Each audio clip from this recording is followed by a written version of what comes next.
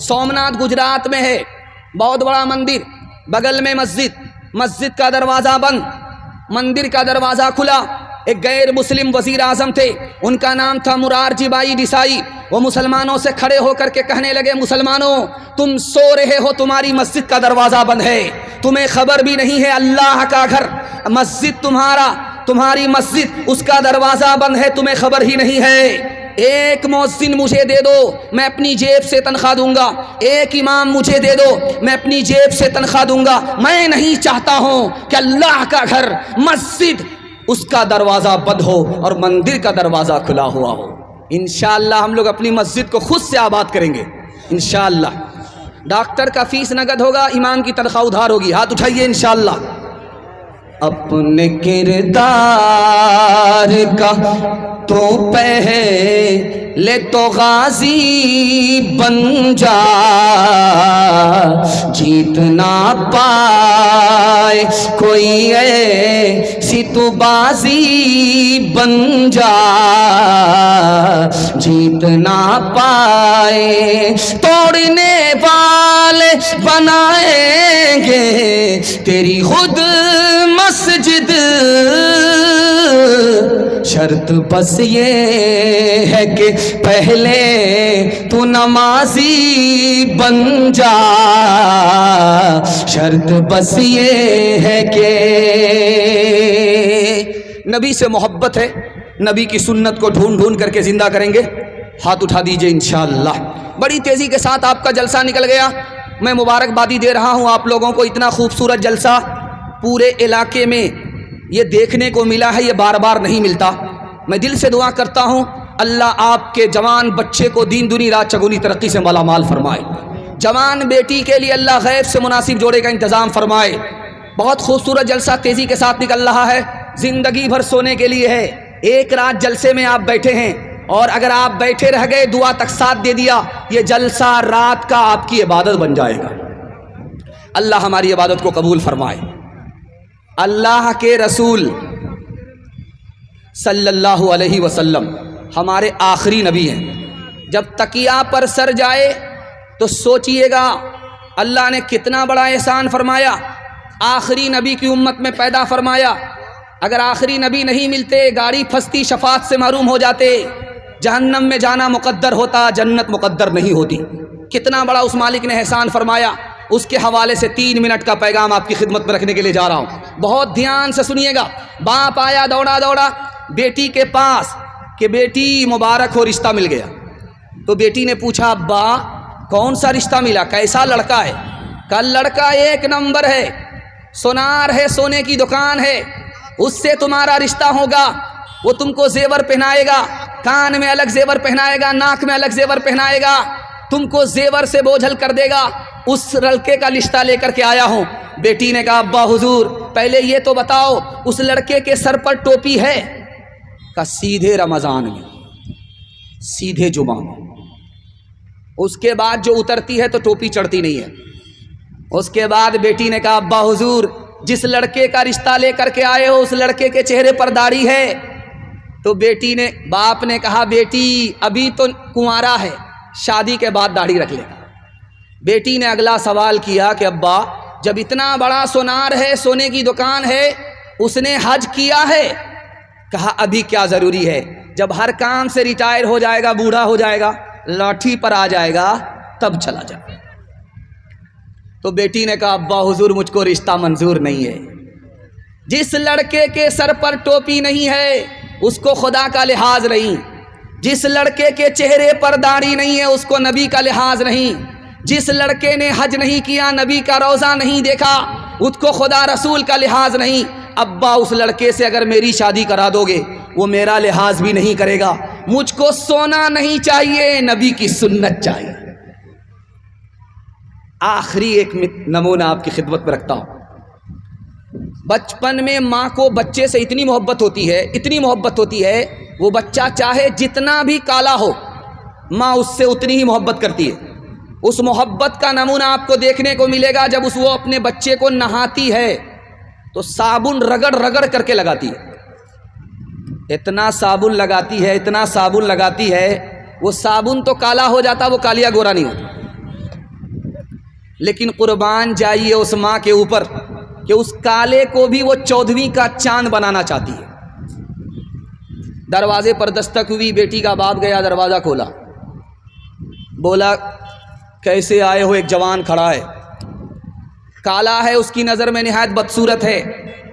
پوچھا کیسے آئے ہو؟ جان نہ پہچان، کہاں سے آئے مہمان؟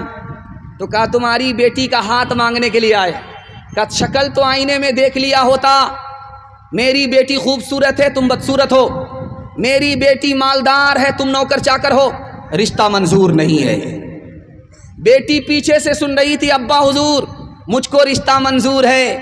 آپ نے آنے والے کو دیکھا کہ کالا ہے، آپ نے بھیجنے والے کو نہیں دیکھا کہ کملی والا ہے۔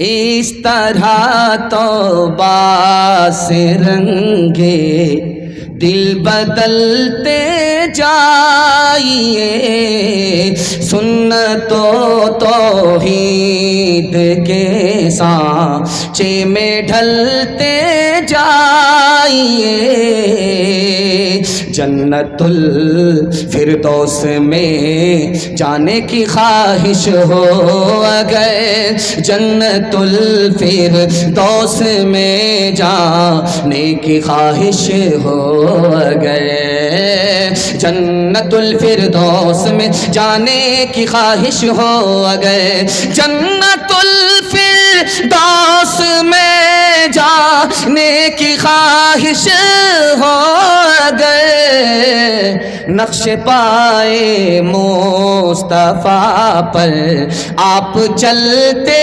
جائیے، نقش پائے مصطفیٰ پر آپ چلتے جائیے۔ شاعر صاحب کھڑے ہوئے شعر سنانے کے لیے، چندے کا پیسہ چنا جا رہا تھا، ماشاءاللہ اس کی گنتی ہو رہی تھی اور مجمع منتشر ہو رہا تھا۔ شاعر صاحب مایوس ہو گئے کہ پتہ نہیں جلسہ ختم ہو گیا، اجڑ گیا۔ جلسہ جو لوگ دیکھنے والے ہوتے ہیں وہ جلسہ دیکھ کر کے چلے جاتے ہیں، پھر بھی دیکھنے پر بھی ان کو ثواب ملتا ہے، اور جو جلسہ سننے والے ہوتے ہیں وہ دعا کر کے ہی جلسے سے جاتے۔ ہم دونوں کے واسطے دعا کرتے ہیں، اللہ دونوں کی مشکل کو آسان فرمائے، دونوں کو جزائے خیر عطا فرمائے۔ چھوٹے چھوٹے بچے کے حوالے سے آپ کو پیغام دینے کے لیے جا رہا ہوں۔ آپ اپنے بچے کے ساتھ 3 احسان کرتے ہیں۔ پہلا احسان کیا کرتے ہیں؟ اچھا کھانا کھلاتے، بچہ بھول جائے گا، یاد نہیں رکھے۔ دوسرا احسان اپنے بچے کے ساتھ کرتے ہیں، اچھا سے اچھا کپڑا پہناتے ہیں، اس احسان کو بھی بچہ آپ کا بھول جائے گا۔ تیسرا احسان یہ کرتے ہیں کہ بچے کے لیے اچھا سے اچھا مکان بناتے ہیں، اس احسان کو بھی بچہ آپ کا بھول جائے گا۔ جب اس کا زمانہ آئے گا تو آپ کا بنایا ہوا مکان مقبرہ بن جائے گا، وہ اجاڑ کر کے پھینک دے گا، شیش محل بنائے گا، اس احسان کو بھی بھول جائے گا۔ لیکن ایک احسان کر دیجئے، کتابوں میں لکھا ہے بچہ کبھی آپ کے احسان کو نہیں بھولے گا۔ آپ جاہل رہے کوئی فرق نہیں پڑتا، اپنے بچے کو پڑھا لکھا دیجئے، زندگی بھر احسان یاد رکھے گا۔ کسان 4 کام کرتے ہیں، آپ کو 4 کام کرنا ہے۔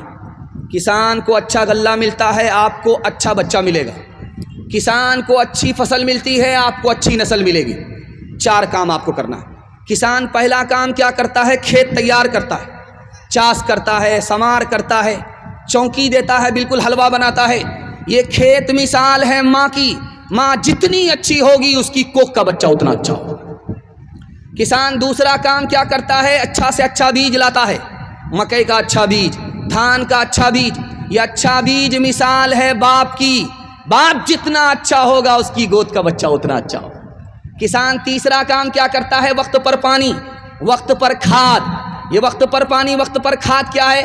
بچے کو اسکول کے وقت میں اسکول بھیجنا ہے، مدرسے کے وقت میں مدرسہ بھیجنا ہے۔ اسکول میں سائیکل بٹ رہی ہے، 1 درجن بچے کو اٹھا کر کے ایک باپ لا رہا ہے، این قدر آ قدر، این قدر آ قدر، این قدر آ قدر۔ ماسٹر صاحب بھی پریشان کہ سارا بچہ آپ ہی کا ہے، یہ خفا ہو رہا ہے تو آپ کیا سمجھتے ہیں کہ یہ دوسرے کا بچہ ہے؟ سائیکل آپ کے بچے کو مل جائے گی لیکن آپ کا بچہ علم سے، ہنر سے محروم ہو جائے گا۔ کسان کا آخری کام کیا ہوتا ہے؟ وہ فاضل گھاس اجاڑ کر کے گھر سے باہر نکال دیتا ہے۔ اگر آپ اپنے بچے کو کامیاب دیکھنا چاہتے ہیں، آپ کو اپنے بچے کو غلط ماحول سے نکالنا پڑے گا، اسکرین ٹچ موبائل سے دور رکھنا پڑے گا۔ بچہ اگر آپ کا اسکرین ٹچ موبائل سے دور ہو گیا، میں مسند رسول پر بیٹھ کر کے گارنٹی لیتا ہوں اللہ آپ کے بچے کو مقدر کا سکندر بنا دے گا۔ ہاتھ اٹھائیے، وعدہ کیجئے اپنے روتے ہوئے بچے کو موبائل ہاتھ میں دے دیں گے انشاءاللہ۔ خیر ماشاءاللہ۔ ایک مثال، پیغام ختم کر رہا ہوں، بہت دھیان سے سنیے گا۔ ایک کتاب ہے، وہ مدرسے میں پڑھائی جاتی ہے، اس کا نام ہے کلیلہ دمنہ۔ اس کتاب میں لکھا ہے کہ 3 جانور تھے، شیر تھا، چیتا تھا، گیدڑ، تینوں ایک ساتھ مل کر کے شکار کرتے تھے، مار کر کے لاتے تھے، بانٹ کر کے کھاتے تھے۔ 3 جانور کو مارا، گدھے کو مارا، خرگوش کو مارا، ہرن کو مارا۔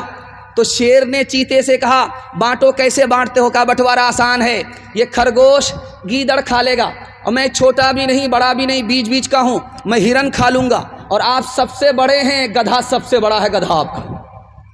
شیر کو غصہ آیا، اس نے منہ پر تماچا کھینچ کر کے مارا، مجھ کو یہ بٹوارا منظور نہیں ہے۔ شیر چاہتا تھا کہ اس کے حصے میں ہرن آئے، اس کے حصے میں گدھا آ گیا۔ اس نے کہا میں اس بٹوارے کو نہیں مانتا۔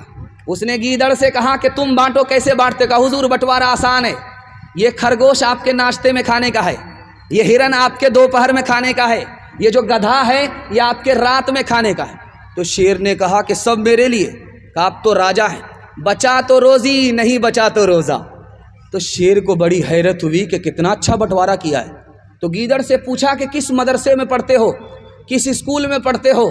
تو گیدڑ بولا کہ حضور کسی اسکول میں میری تعلیم نہیں ہے، کسی مدرسے میں میری تعلیم نہیں ہے، اس ایک تماچے نے بتا دیا کہ بٹوارا کیسے ہوگا۔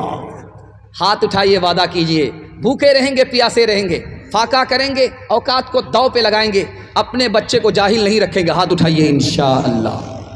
اگر تعلیم میں ہم کچھ ترقی کر نہیں سکتے، ترقی کا ہمارا کوئی امکان ہو نہیں سکتا، اگر تعلیم کی مشکل پہ قابو پا نہیں سکتے تو ہم سے کوئی مشکل کام آسان ہو نہیں سکتا، کریں تہذیب سے آراستہ ہم اپنی نسلوں کو، شکیلی سے زیادہ کوئی احسان ہو نہیں سکتا۔ پیغام بچوں کے حوالے سے مکمل ہو گیا۔ ہمارے جوان سننے کے لیے تیار ہیں؟ ماں بہنوں تک پہنچ جاؤں گا، میرے حصے کا پیغام مکمل ہو جائے گا۔ آپ کا جلسہ اتنا اچھا ہو رہا ہے کہ میں آپ کو دل سے دعا دیتا ہوں اللہ آپ کے بیٹے کو دین دنی رات چگنی ترقی سے مالا مال فرمائے۔ ہمارے جوان سننے کے لیے تیار ہے؟ یہاں سے لے کر کے وہاں تک ہاتھ اٹھا دیجئے انشاءاللہ۔ جوانوں کے حوالے سے پیغام ہے، ہمارا جوان پیچھے کیوں ہے یہ راز آپ کو بتا رہا ہوں۔ ہمارا جوان کیوں پیچھے ہے؟ کیا بولتا ہے؟ فرصت ملے گی تو دیکھیں گے۔ جس جوان نے کام کے لیے فرصت پر، کام کو فرصت کے اوپر چھوڑا، یہ جوان پیچھے رہ جائے گا، آگے نہیں بڑھے گا۔